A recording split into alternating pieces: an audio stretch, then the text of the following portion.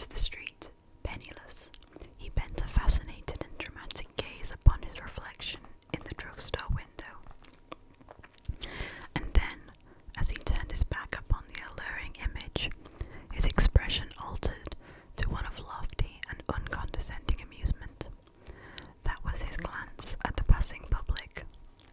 From the heights he seemed to bestow upon the world a mysterious derision, for William Sylvanus Baxter was 17 long years of age, and had learned to present the appearance of one who possesses inside information about life and knows all strangers and most acquaintances to be of inferior caste, costume, and intelligence. He lingered upon the corner a while, not pressed for time. Indeed, he found many hours of these summer months heavy upon his hands, for he had no important occupation, unless some intermittent dalliance with a work of geometry, anticipatory of the distant autumn, might be thought important, which is doubtful, since he usually went to sleep on the shady side porch of his at his home, with the book in his hand. So, having nothing to call him elsewhere, he lounged before the drugstore in the early afternoon sunshine, watching the passing to and fro of the lower orders and bourgeoisie of the middle-sized Midland city, which claimed him, so to speak, for a native son.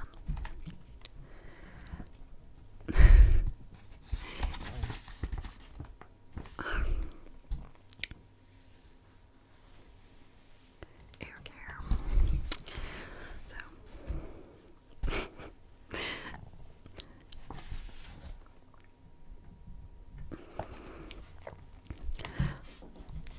apparently quite unembarrassed by his presence, they went about their business, and only people who looked at him with any attention were pedestrians. It is true that when the gaze of these fell upon him, it was instantly arrested, for no person could have passed him without a little pang of pleasure and of longing. Indeed, the tropical violence of William Sylvanus Baxter's tie and the strange brilliancy of his hat may have made it positively unsafe for him to walk at night through a certain quarter of the town, and though no man could have sworn to the colour of his hat, whether it be blue or green, yet its colour was a saner thing than its shape, which was blurred, tortured, and raffish. It may have been the miniature model of a volcano that had blown off its cone and misbehaved disastrously on the lower slopes as well. He had the air of wearing it as a matter of course and with careless ease, but that was only an air. It was the apple of his eye.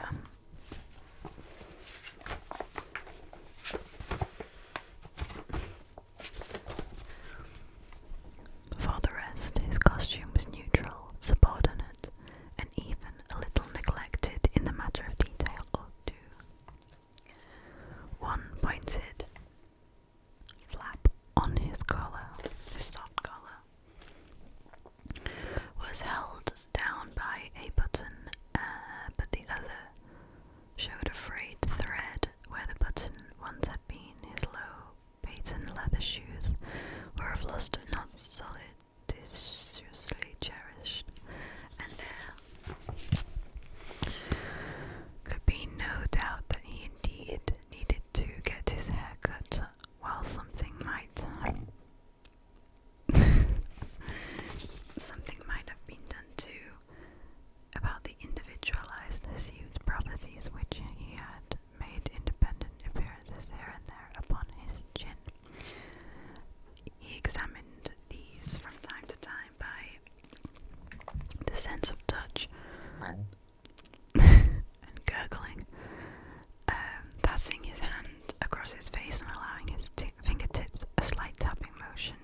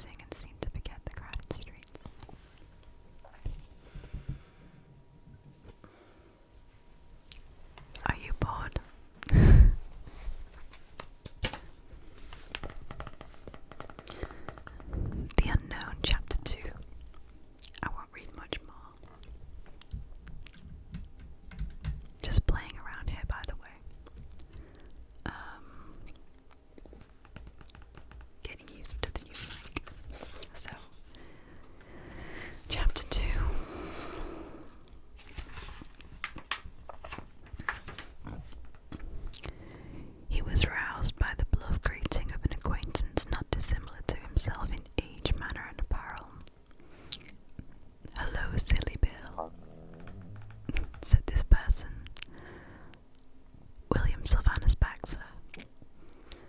What's the news? William showed no enthusiasm.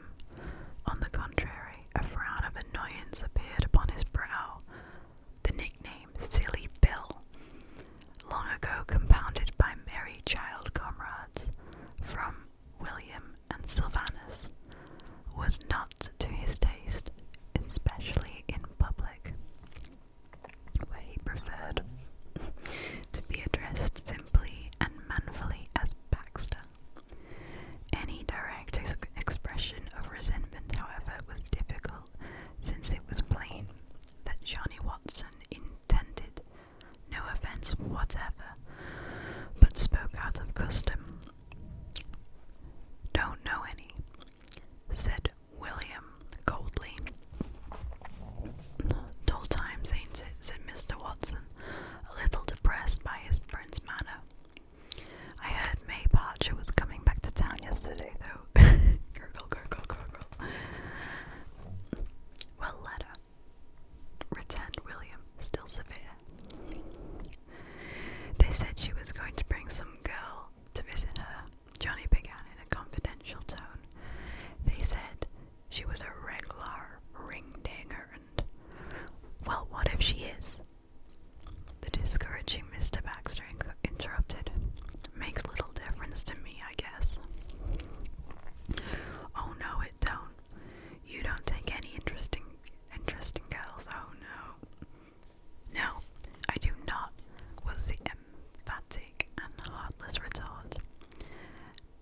"I never saw one in my life I'd care whether she lived or died."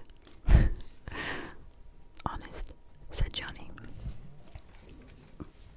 struck by the conviction with which this speech was uttered. "Honest, is that so?"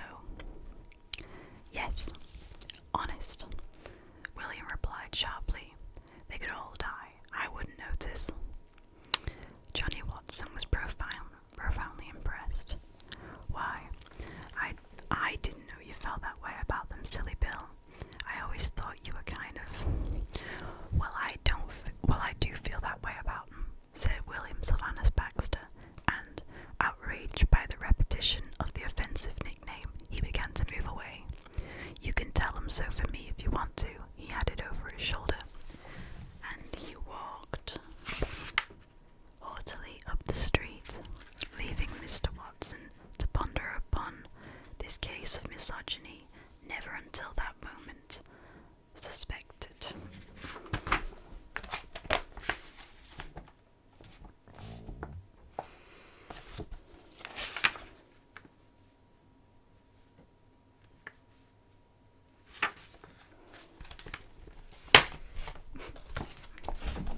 Maybe I'm boring you to sleep.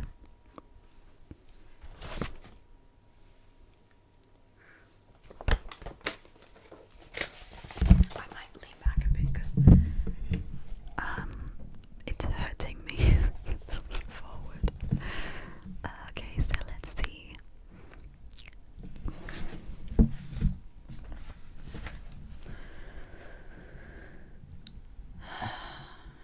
Taking a breather. Okay. And a little thingy-majiggy. Oh yeah. Okay.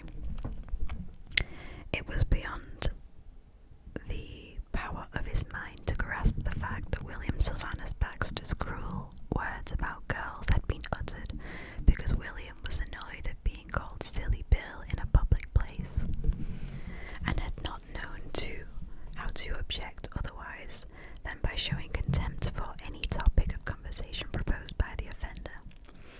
This latter, being of a disposition to accept statements as facts, was warmly interested instead of being hurt, and decided that there was something worth talking about, especially with the representatives of the class so sweepingly excluded from the sympathies of Silly Bill. William, meanwhile, made his way towards the residence section of the town, and presently, with the passage of time, found himself eased of his annoyance. He walked in his own manner, using his shoulders to emphasize the effect of carelessness which he wished to produce upon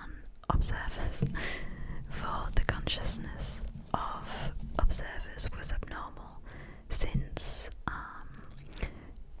he had it whenever he was looking at them or not, and it reached a crucial stage whenever he perceived persons of his own age but of opposite sex approaching.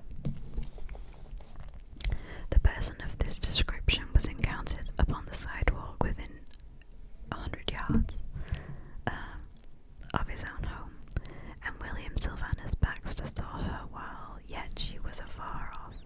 The quiet and shady thoroughfare was empty of all human life at the time, save for those two, and she was upon the same side of the street that he was.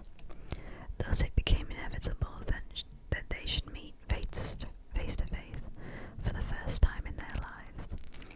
He had perceived, even in the distance, that she was unknown to him, a stranger, because he knew all the girls in this part of town who dressed as famously in the mode as that. And then, as the distance between them lessened, he saw that she was ravishingly pretty, far, far prettier indeed than any girl he knew. At least it seemed so, for it is, unfortunately, much easier for strangers to be beautiful. Aside from this advantage of mystery, the approaching vision was piquant, and graceful, although enough to have reminded a much older boy of a spotless white kitten. For in spite of a charmingly managed demureness, there was precisely that kind of playfulness somewhere expressed about her. Just now it was most definite in the look. She bent somewhere expressed what? Oh. Just now it was most definite in the look she bent upon the light and fluffy burden which she carried nestled in the inner curve of her right arm, a tiny dog with hair like cotton and a pink ribbon around its neck, an animal sated with indulgence and idiotically unaware of his privilege. He was half asleep. William did not see the dog, or it is the plain anatomical truth that when he saw how pretty the girl was, his physical heart, began to do things, the like of which, experienced by an elderly person, would have brought the doctor in haste. In addition, his complex altered. He broke out in fiery my lips are dry. Well, whispering. Wait. Okay. He suffered in fiery patches. He suffered from breathlessness and from pressure on the diaphragm. Afterward, he could not have named the colour of the little parasol she carried in her left hand, and yet, as it drew nearer and nearer, a rosy haze suffused the neighbourhood, and the whole world began to turn an exquisite pink. Beneath this gentle glow, with eyes downcast in thought, she apparently took no note of William, and when she and William had come within a few yards of each other, yet he knew that she would look up. Wait, my laptop is okay.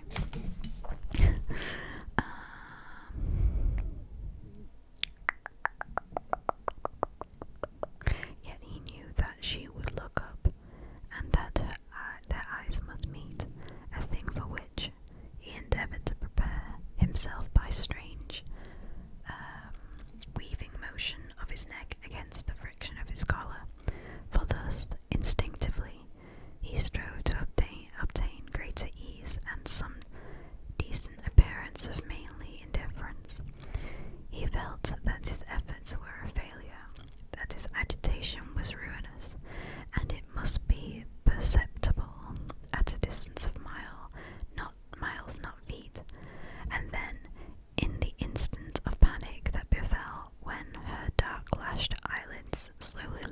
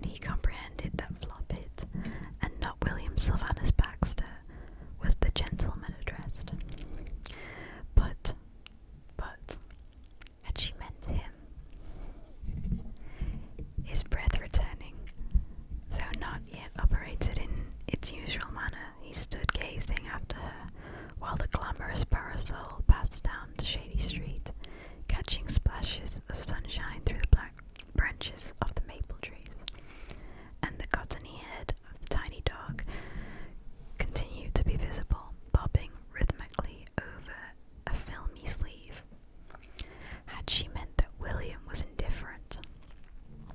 Was it William that she really addressed? He took 2 steps to follow her, but a suffocating shyness stopped him abruptly, and, in a horror lest she should glance round and detect him in the act, he turned down and strode fiercely to the gate of his own home before he dared to look again, and when he did look, affected great casualness in the action. She was gone, evidently having turned the corner. Yet the street did not seem quite empty. There was still something warm and fragrant about it, and the rosy glamour lingered in the air. William rested an elbow upon the gatepost, and with his chin reposing in his hand, gazed long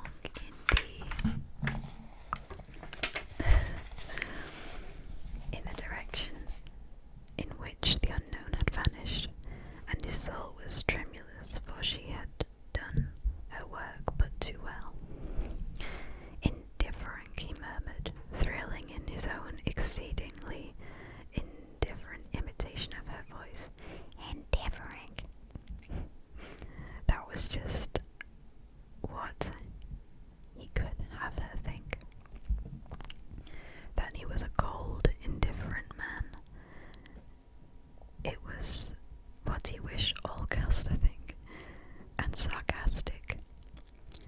He had been envious one day when May Parcher and that Joe Bullitt was awfully sarcastic. William had spent the ensuing hour of an object lesson, intended to make Miss Parcher see that William Sylvanus Baxter was twice as sarcastic as Joe Bullitt ever thought of being, and this great effort had been unsuccessful because William failed to understand that Miss Parcher had only been sending a sort of message to Mr. Bullitt. It was a device not unique among her sex. Her hope was that William would repeat her remark in such a manner that Joe Bullitt would hear it and call to inquire what she meant. So indifferent, murmured William, leaning dreamily upon the gatepost. Indifferent. He tried to get the exact cooing quality of the unknown's voice. Indifferent. And repeating the honeyed word so intrinsically distorted, he fell into a kind of stupor.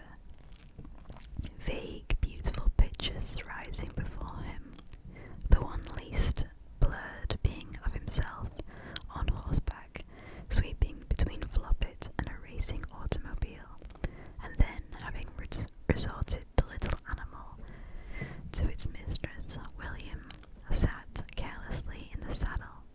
He had the guardsman's seat, while the perfectly trained steed wheeled around, 4 legs in the air, preparing to go.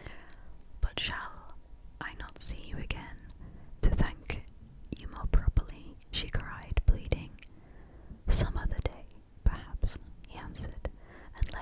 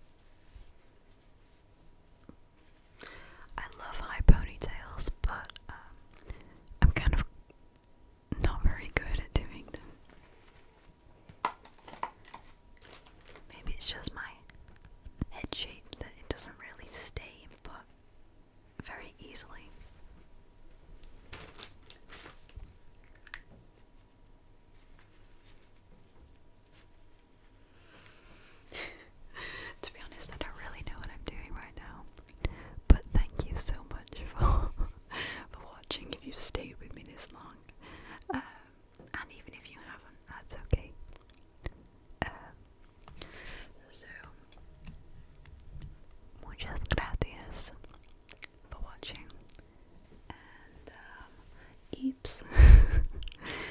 So indifferent. Catch you on the flip side.